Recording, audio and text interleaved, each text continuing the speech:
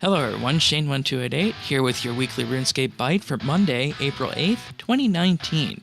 This week's update is minuscule, and that's because this week sees the launch of the Miniquest list. The Miniquest list includes all the Fremennik sagas, tales, and of course the Miniquests that are unlocked after completing their main quests.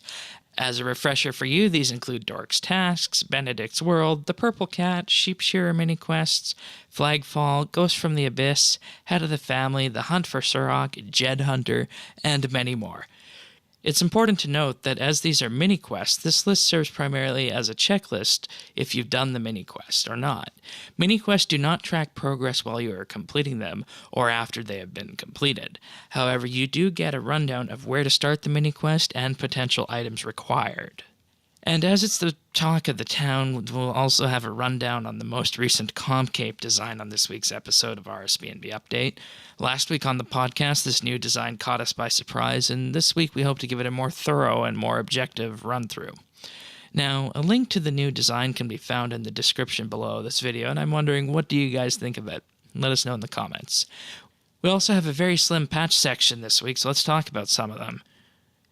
This week's game update broke the Porter toggle on Grace of the Elves. You can now enable or disable the Porter functionality of Grace of the Elves by using the Check Items option. This is a temporary fix and will restore that functionality. They expect to have it fixed for next week's game update.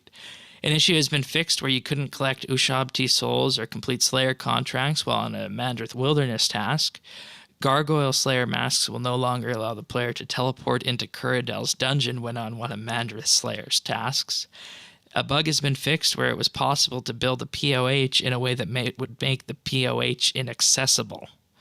It's also no longer possible to manipulate a worn item and its mini-menu to access teleports that would be otherwise locked behind requirements or equipment. And now a big one for farming. Due to the way that the mechanics of the wishing well worked, it rapidly devalued the materials in which it was producing, and that had a negative feedback loop on the price of the items. The more items you got from the fruit, the cheaper they became, which meant that you would get more of them. This was unsustainable and caused economy issues like being able to sell items from the fruit for more than the value assigned from the actual fruit itself. The market was flooded with those items, and it caused a lot of critical design and balancing issues. Removing the wishing well seeds, which only held the value of 1 GP, and the crop itself was the best solution to this. We may revisit its mechanics like this in the future, but that isn't a promise. And along with this, planted wishing well bushes have been removed and XP awarded for any fully grown, unchecked ones. Seeds have also been removed, and players have been reimbursed at a rate of 1 GP per seed, while reimbursements for fruit matches the value put in.